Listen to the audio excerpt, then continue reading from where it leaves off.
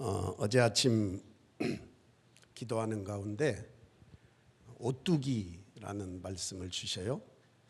그래서 이 오뚜기에 대한 것을 묵상을 하면서 오늘 말씀을 같이 생각을 해보고자 합니다. 그러면 오뚜기는 여러분 다 아시지요? 오뚜기의 특성은 넘어뜨려도 또 일어나고 넘어뜨려도 또 일어나는 특성을 가지고 있습니다. 왜 그렇게 엎어져도 또 일어나고 엎어져도 또 일어날까요? 그것은 오뚜기의 무게 중심 때문입니다. 오뚜기의 무게 중심이 아래쪽으로 설계되어져 있기 때문에 넘어져도 그 무게 중심이 다시 일으켜 세우는 거예요. 이 오뚜기를 바라보면서 오늘 저와 여러분들의 영적인 여정도 이처럼 무게 중심이 잘 자리 잡고 있으면 어떠한 환난과 역경이 온다 할지라도 저와 여러분들은 다시 일어서게 되어져 있습니다. 오늘 저와 여러분들의 인생의 무게 중심은 예수 그리스도인 줄로 믿습니다. 인정하시면 아멘. 무게 중심이란 것은 모든 움직임과 균형의 중심이 되는 지점입니다.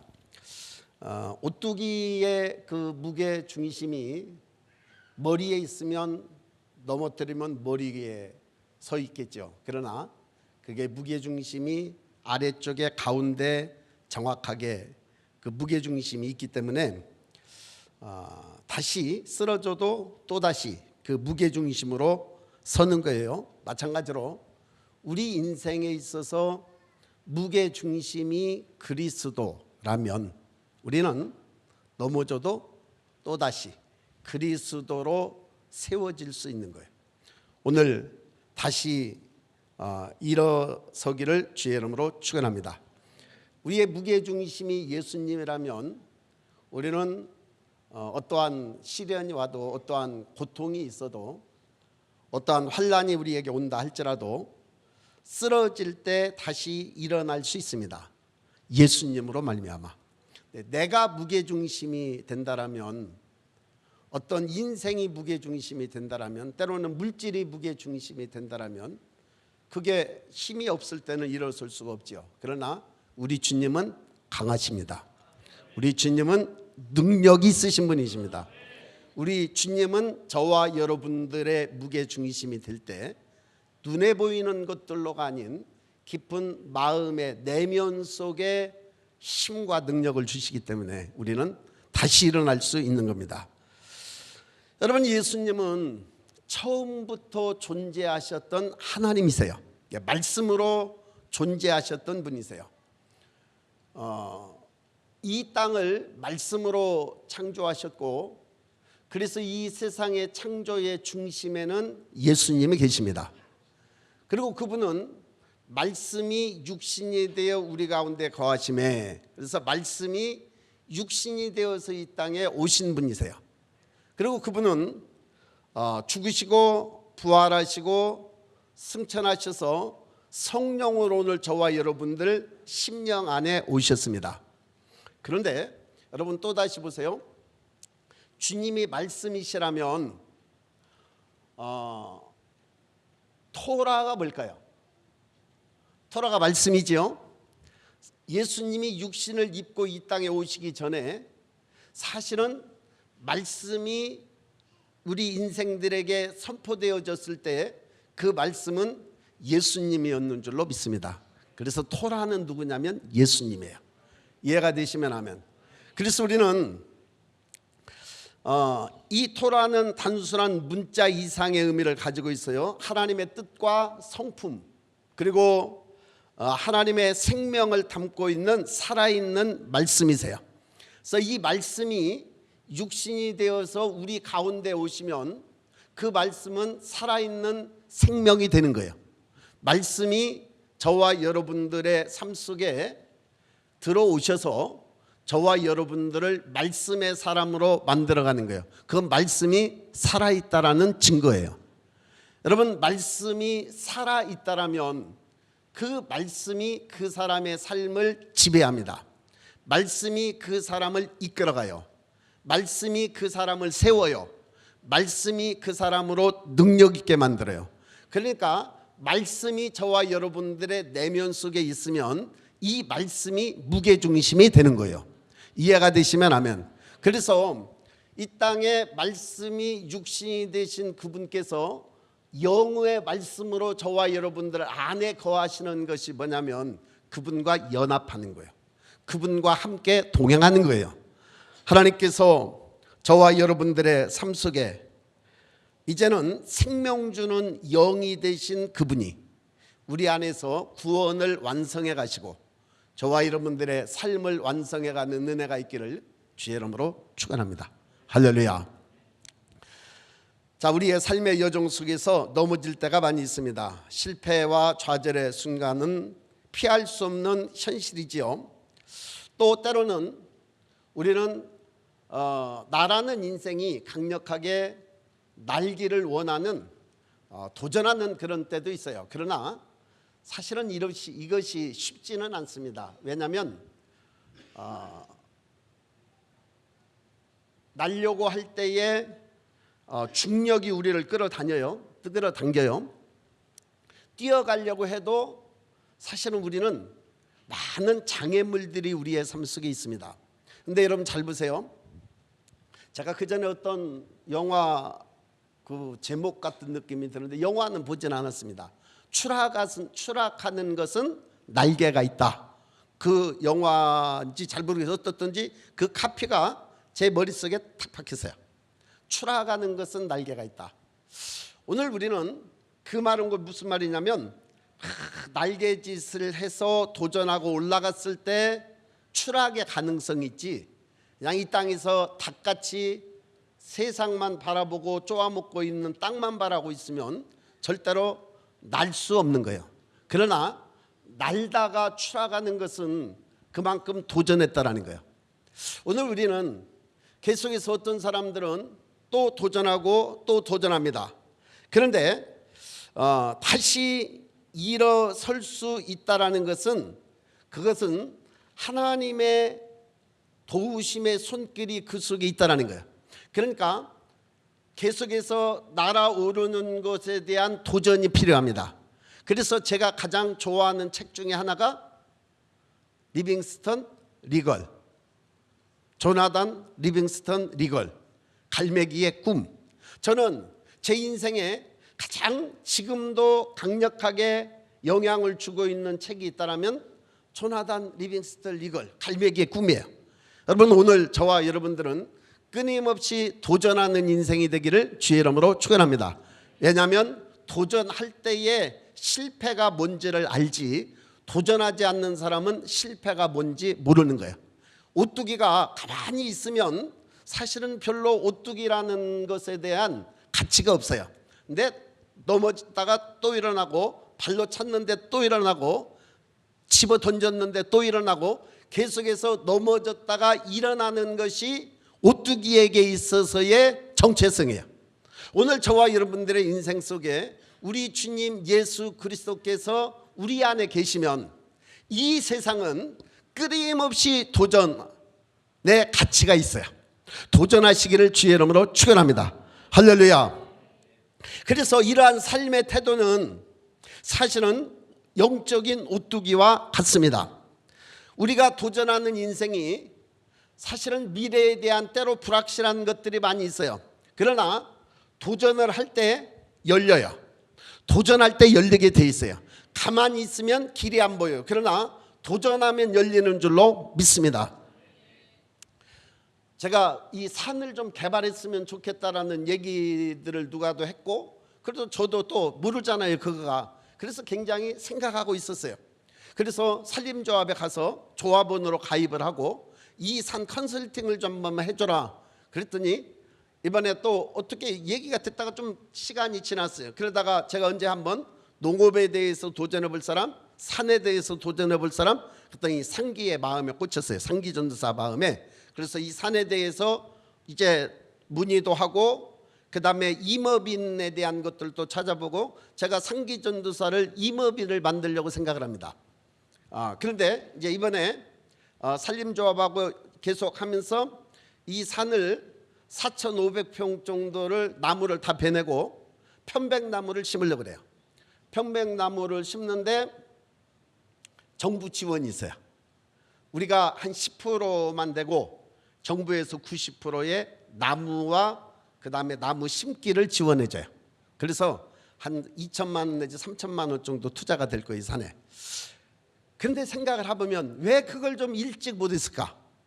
왜 초창기 여기 왔을 때 못했을까? 그런 아쉬움이 사실 많이 있어요. 또 한 번씩 생각해보면 왜 우리가 여기다가 하다못해 사과나무 아니면은 밤나무, 대추나무 이런 유실수들을 좀 미리 그때 심어놨으면 지금 얼마나 많은 열매들을 딸 수 있어요. 근데 그때는 길이 안 열린 거예요. 이게 지혜가 안 열리는 거예요. 그러나 이제는 조금씩 열리는 것 같아요. 올해는 여러분 열심히 해야 될 줄로 믿습니다. 땅도 제가 2,000평, 2,400평 임대해놨고요. 또 우리 있는 땅 600평에 3,000평 이제 농사를 지어야 되는데 힘들게 농사 안 짓고 할 수 있는 거가 뭘까? 그런 고민들을 하고 또 우리 공동체가 계속해서 발전을 해 나가야 되잖아요. 그래 또 이번에 밀키트 협동조합을 만들어서 산들촌이란 그러한 군위에서 하는 협동조합을 만들었어요. 다 우리 교인들 대부분이에요. 두 사람만 빼고.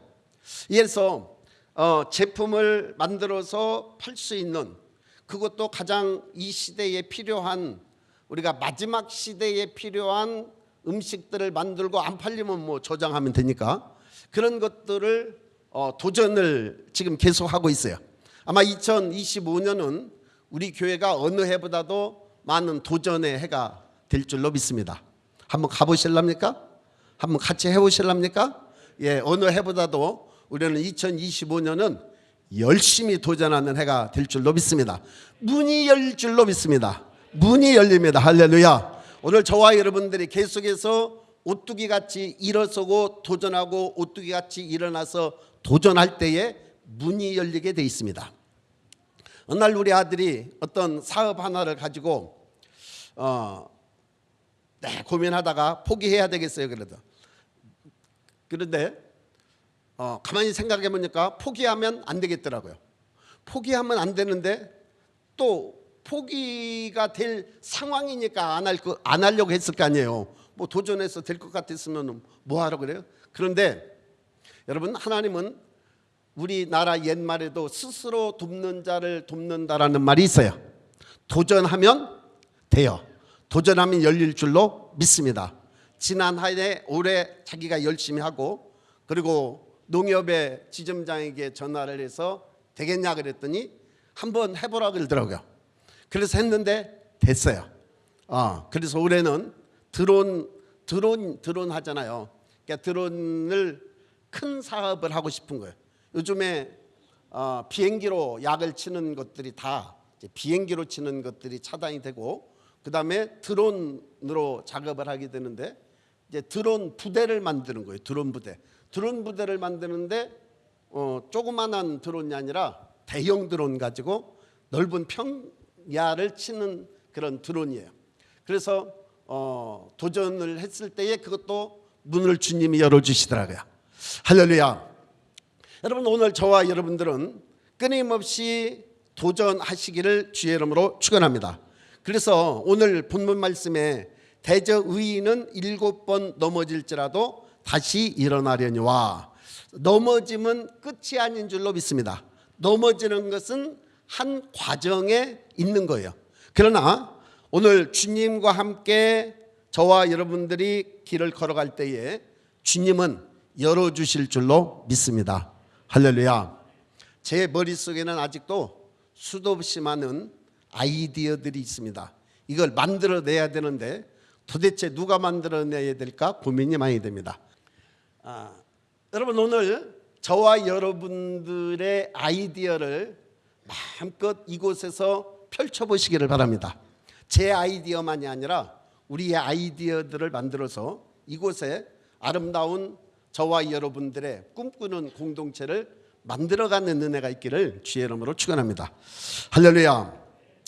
자, 제가 오뚜기라는 말씀을 주님이 주셨다 그랬잖아요. 사실은 이 오뚜기에 대한 말씀은 제가 뭘 생각하고 있었느냐면 우리 나라와 민족에 대한 생각을 가지고 있을 때 주신 말씀이었어요. 여러분, 주님께서 오뚜기와 같은 우리 나라가 되기를 원하셨고 또 그런 나라라고 주님이 하신 말씀같이 느껴졌어요. 그런데 이 오뚜기와 같은 그런 나라가 전 세계 여러 개 있지만 가장 대표적인 게 이스라엘과 한국이지요. 여러분, 이스라엘도 오뚜기 같은 나라요, 우리나라도 오뚜기 같은 나라인 것을 보게 됩니다. 수많은 시련과 역경을 겪었지만 하나님의 은혜를 붙들고 다시 일어난 민족, 참 공통적인 그런 이스라엘과 한국의 모습들을 바라봅니다. 이스라엘은 하나님의 언약을 맺은 선민 이스라엘이다, 그렇게 얘기합니다. 하나님과의 언약을 맺은 백성. 여러분, 언약을 맺었지만 그러나 그들은 수많은 침략과 포로 생활 그리고 유배를 경험했고 바벨론 포로에서 포로로 끌려갔다 돌아오고 로마의 지배하에 있다가 결국은 전 세계로 디아스포라 됩니다. 그럼에도 불구하고 현대에 다시금 이스라엘이 세워지고 그리고 이스라엘이 그렇게 세워질 수 있었던 오늘날까지도 다시 일어설 수 있는 것은 하나님의 말씀이 그 민족 속에 있기 때문에 그렇습니다. 토라, 하나님의 말씀이 그 속에 있었기 때문에 하나님께서 그들 민족 속에서 이 말씀으로 다시금 이렇게 세웠고 또 이렇게 세워가고 있는 줄로 믿습니다. 할렐루야. 또 이스라엘의 재건은 하나님의 신실하심과 그분의 말씀을 붙잡은 그러한 민족의 회복력을 보여주는 상징이에요. 그래서 텐션이 강한 민족이죠. 여러분, 이 텐션이 강한 민족이 또 있어요. 우리나라가 텐션이 강한 민족인 줄로 믿습니다. 수많은 외세의 침입들, 일제강점기, 한국전쟁, 그러한 고난들을 많이 겪었지만 사실은 우리나라 민족은 굉장히 영적인 이러한 감성이 있는 백성이에요. 그래서 이 어려울 때에 하나님 앞에 눈물로 기도하고 그리고 이 강력한 복음이 우리나라에서 일어남으로 말미암아 우리나라는 오늘날 전 세계에서 유례가 없는 그러한 민족으로 세워져 가고 있고 회복된 줄로 믿습니다. 여러분, 그러나 이것은 결코 쉬운 일이 아니에요. 왜냐하면 끊임없이 어둠의 영들은 개인도 그렇고 가정도 그렇고 교회도 그렇고 나라와 민족도 그렇고 계속해서 발을 걸어서 넘어뜨리게 합니다. 그러나 하나님의 은혜가 있는 백성들은 다시 일어서는 줄로 믿습니다. 그래서 이스라엘과 한국은 사실은 7전8기의 정신이 있는 것 같아요. 7번 넘어져도 8번 일어나는 그러한 정신이 그 민족 속에 있는 거예요. 우리나라 역시도 여러분 다시금 강력하게 자유민주주의가 일어나게 될 줄로 믿습니다. 왜냐하면 이 민족 국민들 속에 심기워져 있는 그러한 강력한 하나님의 꿈이 있기 때문에 그렇습니다. 그래서 하나님의 꿈, 그분은 곧 예수 그리스도지요. 그러니까 예수 그리스도가 중심에 있는 사람들은 7번 넘어져도 8번 일어나는 거예요. 7전8기의 인생이 되는 거예요. 오늘 저와 여러분들의 심령 속에 그리스도가 함께 하시기를 주의 이름으로 축원합니다. 주님이 연합되어지시기를 주의 이름으로 축원합니다. 할렐루야. 이런 사람들은 반드시 일어나게 되어 있습니다. 이런 사람들은 반드시 일어나서 더 높은 세상을 향해서 더 높은 영적인 세계를 향해서 독수리같이 비상하게 될 줄로 믿습니다. 할렐루야. 그래서 우리가 시련을 겪을 때 예수님께서 예수님을 우리의 무게 중심으로 삼는다라면 어떠한 것도 우리를 넘어뜨릴 수 없습니다. 몰라요. 혹시 넘어뜨릴 수 있다 할지라도 다시 일어나는 거예요.